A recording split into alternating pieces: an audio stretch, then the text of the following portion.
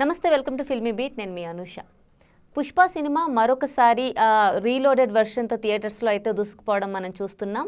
Pushpa 2 cinema release అయ్యి దాదాపు 40 రోజులు గడుస్తోంది.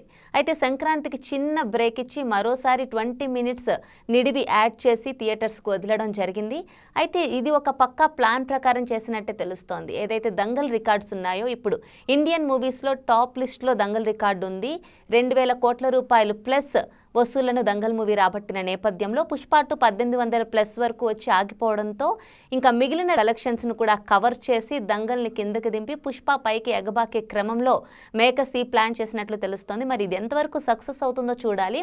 అయితే పుష్ప 2 తెలుగు రాష్ట్రాల్లోనే కాదు, హిందీలో అలాగే కన్నడలో మిగిలిన అన్ని భాషల్లో కూడా సత్తా చాటింది.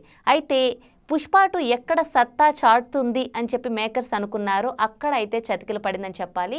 అది ఎక్కడో కాదు, మలయాళ ఇండస్ట్రీ. ఎందుకంటే కేరళలో అల్లు అర్జున్కున్న ఫ్యాన్ బేస్ మనందరికీ తెలుసు.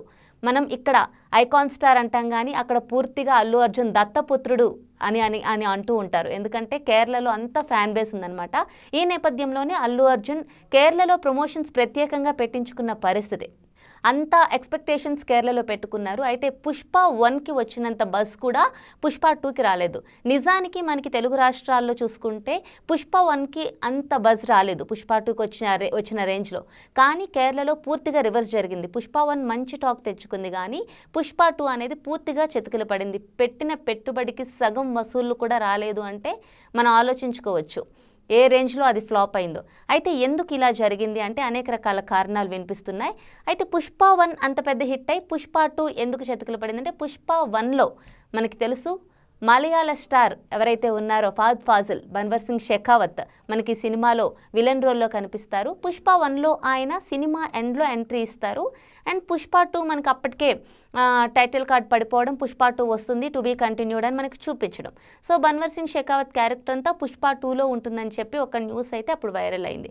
సో పుష్ప 2 వచ్చాక మనం చూసుకుంటే ఎంటైర్ సినిమా బన్వర్ సింగ్ షెకావత్ ఉన్నప్పటికీ కూడా ఫహద్ ఫాజిల్ కేరళలో ఎంత పెద్ద స్టార్ హీరో మనకు తెలుసు. అంటే హీరో అని మనం చెప్పలేం, ఆయన అనేక రకాల రోల్స్ చేశారు. విలన్గా, హీరోగా, క్యారెక్టర్ ఆర్టిస్ట్గా ప్రతి రోల్ ఫహద్ ఫాజిల్ చేస్తే అది ఇంకా వినూత్నంగా ఉంటుంది అని చెప్పడంలో ఎటువంటి సందేహం లేదు. సో అక్కడ ఆయనకున్న ఇది చూసే పుష్ప 2లో తీసుకోవడం జరిగింది. అలాంటిది పుష్ప 2లో పూర్తిగా ఆయన్ని ఒక జోకర్ లాగా చూపించారు, లేదంటే ఆయన్ని పూర్తిగా అవమానకరంగా చూపించారు అనేది కేరళలో ఆయనకున్న అభిమానుల యొక్క ఒక ఉద్దేశ్యంగా అయితే ఇప్పుడు ఒక న్యూస్ అయితే బాగా వైరల్ అవుతుంది. సో ఫహద్ ఫాజిల్ని అవమానించిన క్రమంలోనే పుష్ప 2 అక్కడ చతికిల పడింది అన్న న్యూస్ అయితే బాగా వైరల్ అవ్వడం జరుగుతుంది. అంటే ఇది వైరల్ అవ్వడానికి ఇంకొక రీజన్ కూడా ఉంది. పుష్ప 1 రిలీజ్ అయినప్పుడు ఫహద్ ఫాజిల్ ఒక స్టేట్మెంట్ ఇచ్చారు. అంటే పుష్ప వల్ల తనకి అంత అంటే పుష్ప సినిమా అనేది తనకు అంత పెద్ద ఎసర్ట్ ఏమీ కాదు అని. అండ్ పుష్ప 2 రిలీజ్ అయ్యాక కూడా ఆయన చేసిన కామెంట్స్ బాగా వైరల్ అయ్యాయి. దీనివల్ల ఆయనకి వచ్చేది కానీ పోయేది కానీ ఏం లేదు, ఆ క్యారెక్టర్ విషయంలో తనకు అంత సాటిస్ఫాక్షన్ లేదు అని చెప్పి ఫహద్ ఫాజిలే స్వయంగా చెప్పడంతో సో ఆడియన్స్లో అనేది ఖచ్చితంగా ఈ న్యూస్ బాగా వెళ్ళిపోవడంతో కేరళ ఆడియన్స్ అయితే కొంచెం అసంతృప్తిగా ఉన్నారని తెలుస్తుంది. ఎంతైనా అల్లు అర్జున్ దత్తపుత్రుడే అవుతాడు కదా. సో అక్కడ మలయాళ స్టార్ కాబట్టి ఫహద్ ఫాజిల్ సో తమ సొంత స్టార్ని ఇక్కడ అవమానపరిచారు, ఈ సినిమాలో అవమానపరిచారు అన్న ఒకే ఒక కారణంతో ఈ సినిమా మలయాళంలో ఆడలేక చతికిల పడిపోయిందని చెప్తున్నారు. ఎందుకంటే మనకు తెలుసు వరుడు సినిమా ఇక్కడ తెలుగులో ఎంత పెద్ద ఫ్లాప్ అయిందో మనకు తెలుసు. అలాగే బద్రీనాథ్ కూడా చాలా మిక్స్డ్ టాక్ వచ్చింది. అలాంటి సినిమాలు కూడా అల్లు అర్జున్ని కేరళలో సూపర్ డూపర్ హిట్ అయ్యాయి. అలాంటిది పుష్ప 2 ఇక్కడ ఎంత పెద్ద ప్రపంచం సృష్టించింది.